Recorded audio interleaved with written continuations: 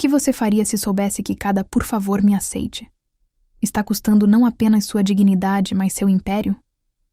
Cleópatra enfrentou essa verdade aos 18 anos e sua decisão mudou a história.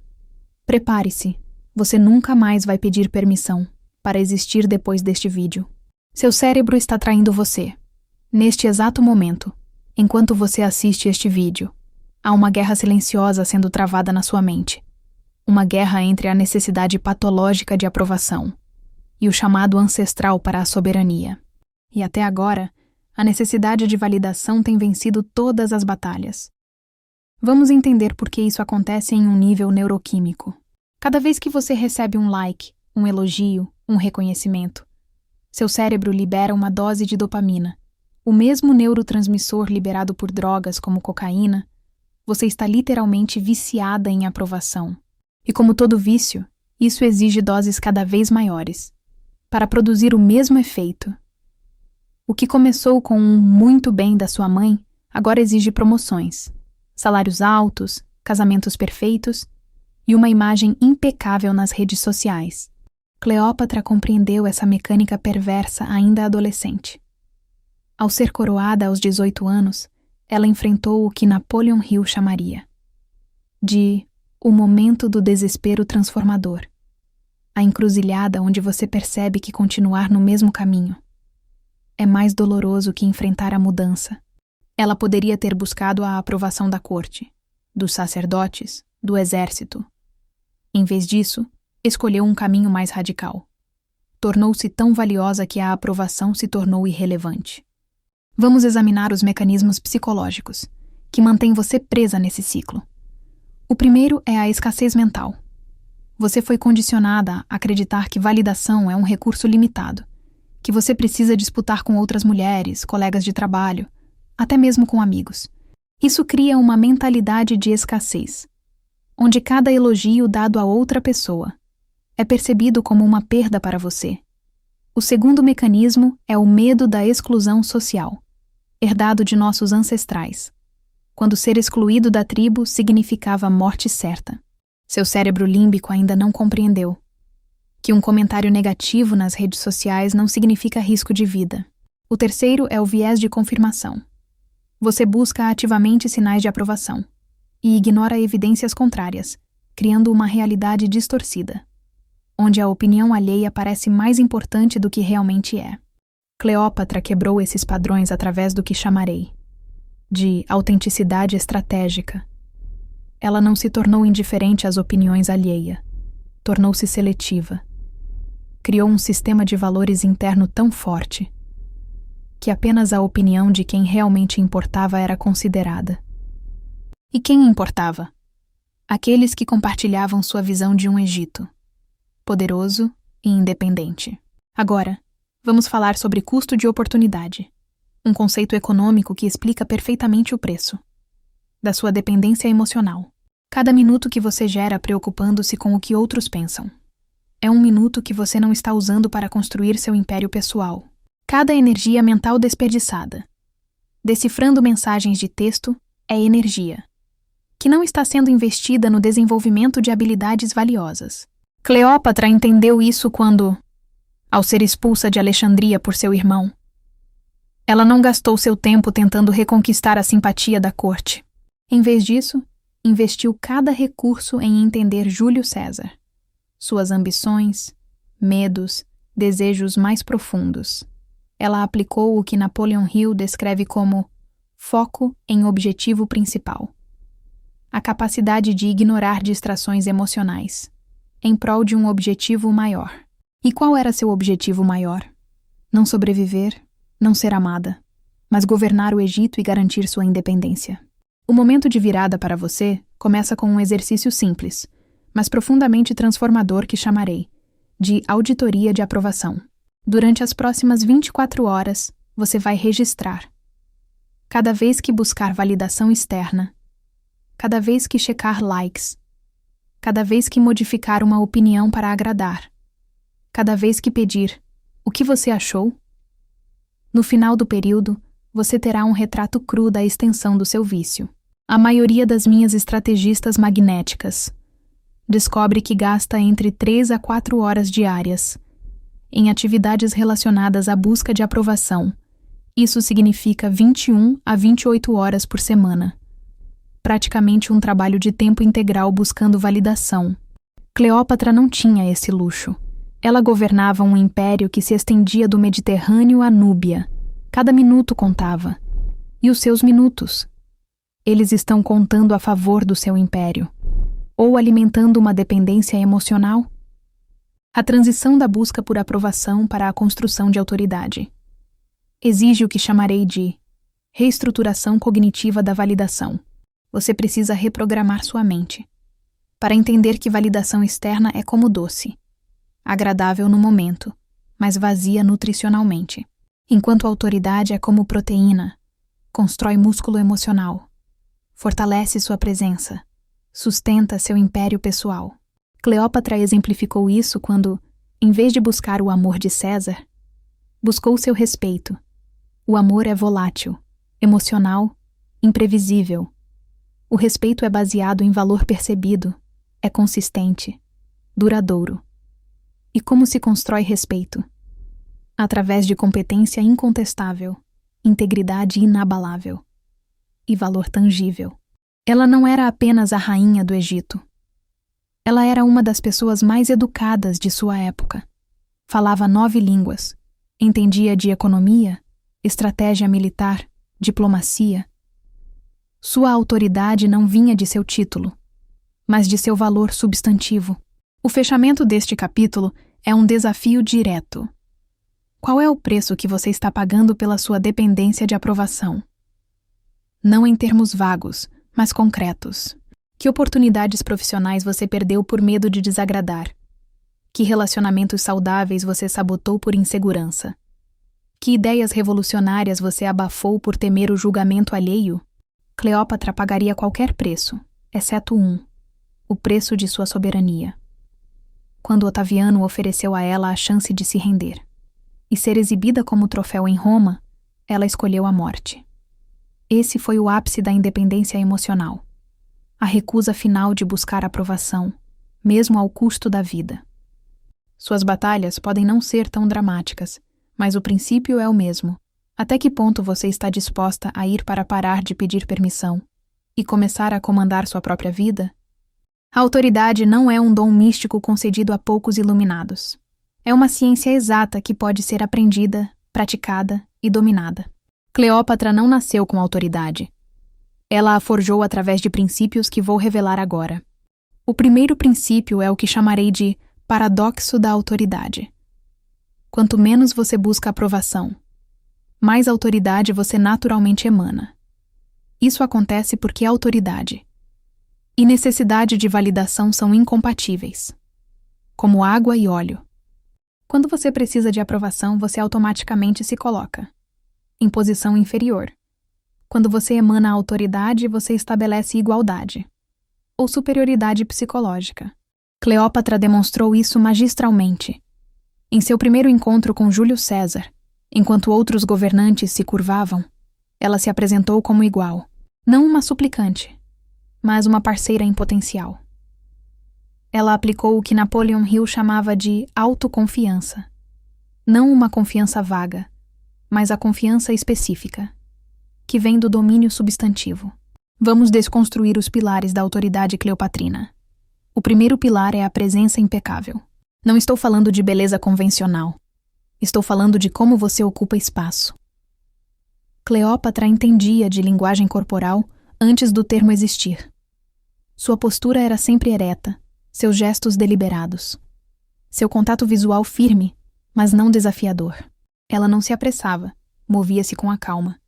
De quem sabe que o tempo trabalha a seu favor.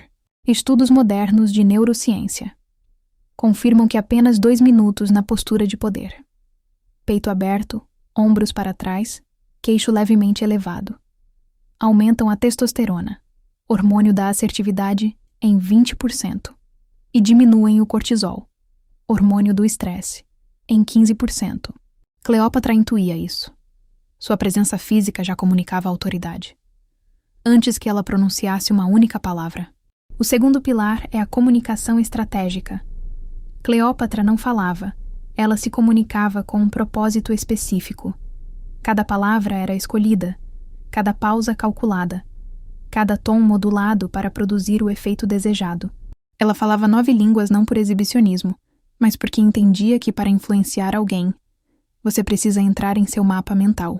Com César, o intelectual, ela discutia filosofia e matemática. Com Marco Antônio, o soldado, ela falava de conquistas e glória. Isso é o que chamarei de empatia estratégica.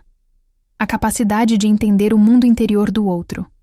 Não para agradá-lo, mas para comunicar-se com máxima eficácia. Napoleon Hill enfatizava a importância da comunicação clara. Cleópatra levava isso a outro nível. Sua comunicação não era apenas clara, era irresistivelmente persuasiva. O terceiro pilar é o valor inquestionável. Autoridade sem valor substantivo é como um castelo de areia. Pode impressionar à distância, mas desaba sob pressão. Cleópatra construiu sua autoridade sobre alicerces concretos.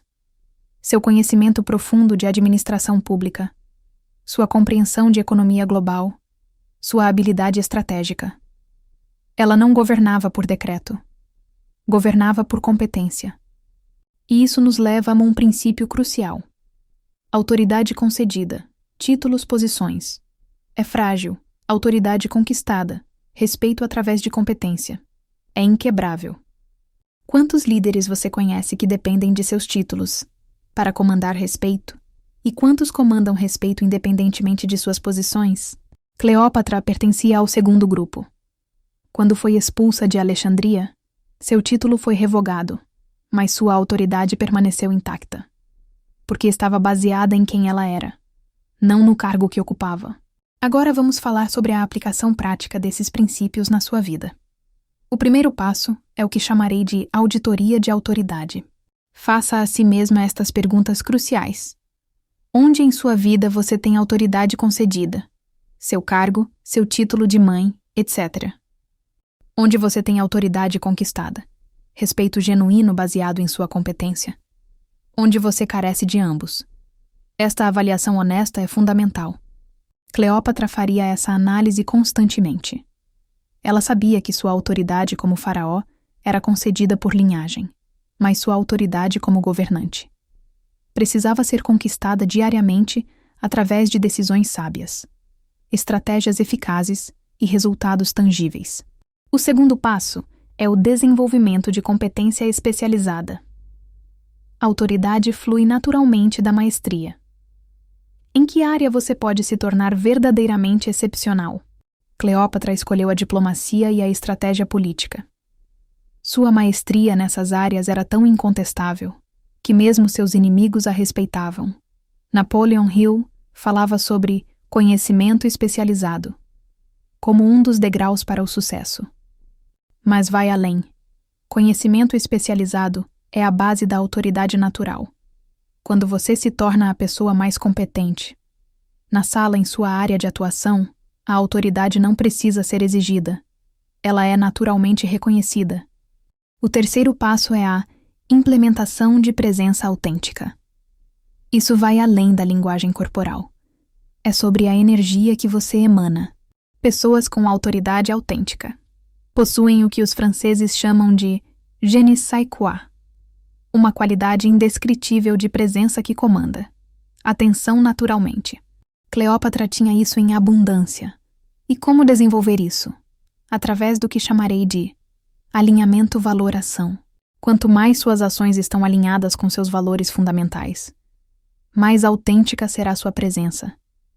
A incoerência entre o que você prega e o que você pratica corrói a autoridade mais rapidamente que qualquer erro tático.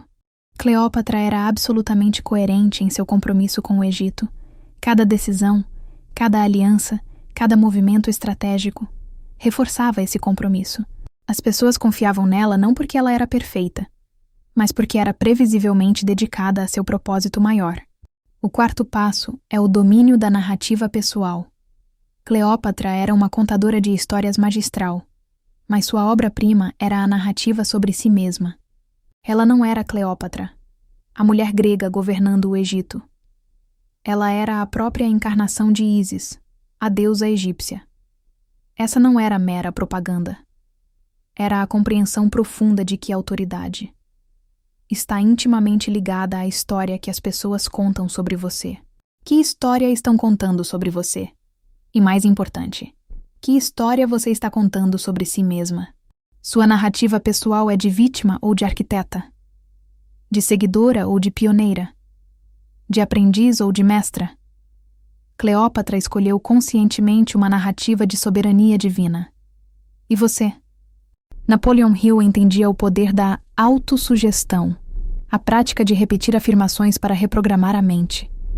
Cleópatra levava isso além. Ela não apenas repetia afirmações.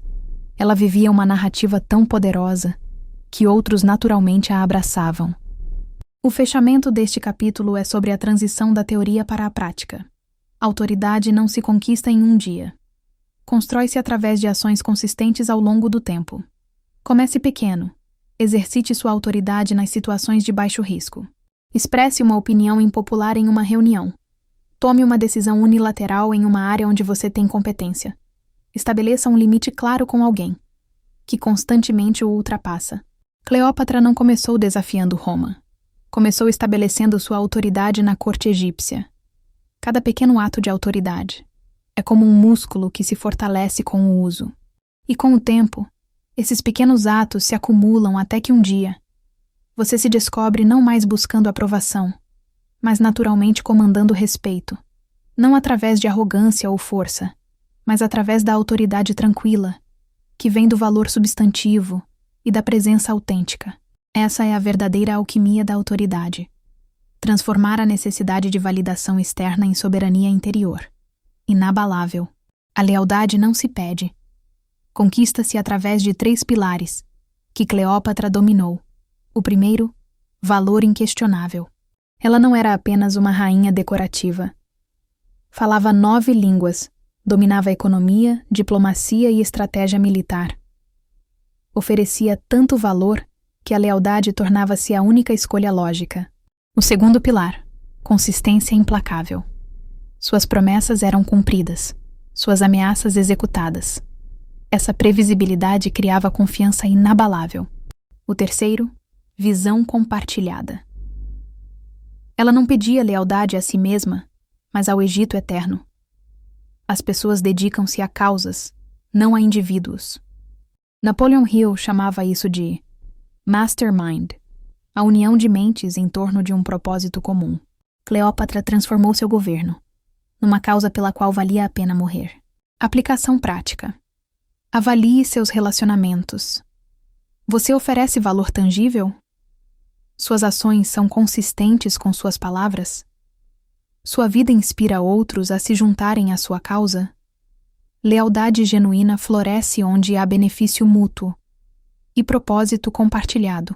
A independência emocional exige sacrifícios, que poucos estão dispostos a fazer. Cleópatra aceitou o preço. Solidão no topo, incompreensão constante, críticas implacáveis. Quando você para de buscar aprovação, desaponta pessoas. Quando estabelece limites, enfrenta resistência. Quando exige respeito, é chamada de arrogante. Este é o teste final, sua capacidade de suportar o desconforto emocional, em prol de sua soberania. Cleópatra demonstrou isso ao desafiar Roma não uma, mas 2 vezes. Preferiu o risco da morte à segurança da submissão. Napoleon Hill descreve esse momento como tomando posse de sua própria mente. Aplicação prática. Identifique uma área onde você busca a aprovação excessiva. Estabeleça um limite claro hoje. Suporte o desconforto inicial. Lembre-se, a curto prazo, agradar traz conforto. A longo prazo, a autenticidade traz liberdade. O maior ensinamento de Cleópatra não está em suas vitórias, mas em sua derrota final. Ao escolher a morte sobre a humilhação, ela ensinou que algumas coisas não se negociam. Seu legado não foi de conquistas materiais, mas de soberania espiritual inabalável. 2000 anos depois, seu nome ainda ressoa, enquanto seus críticos são esquecidos. Napoleon Hill falava sobre definiteness of purpose. Cleópatra personificou isso até o último suspiro. Seu propósito era tão claro que a morte tornou-se preferível ao comprometimento. Aplicação prática. Defina seu não negociável. Qual princípio você defenderia mesmo que custasse tudo? Essa clareza é o fundamento do legado. Lembre-se, eles podem tirar sua vida, mas não sua soberania sobre como você vive e como você morre. O momento chegou. A escolha é sua. Continuar mendigando migalhas de validação, ou assumir o trono da sua própria existência. Cleópatra não nasceu rainha, tornou-se uma, através de escolhas conscientes e coragem implacável. Sua coroa não está perdida, apenas esperando você parar de se ajoelhar para erguê-la. O mundo precisa menos de pessoas agradáveis e mais de mulheres soberanas. O desafio está lançado. Pare de pedir permissão e comece a escrever suas próprias leis. Sua era de comando começa agora. Amo você, gratidão.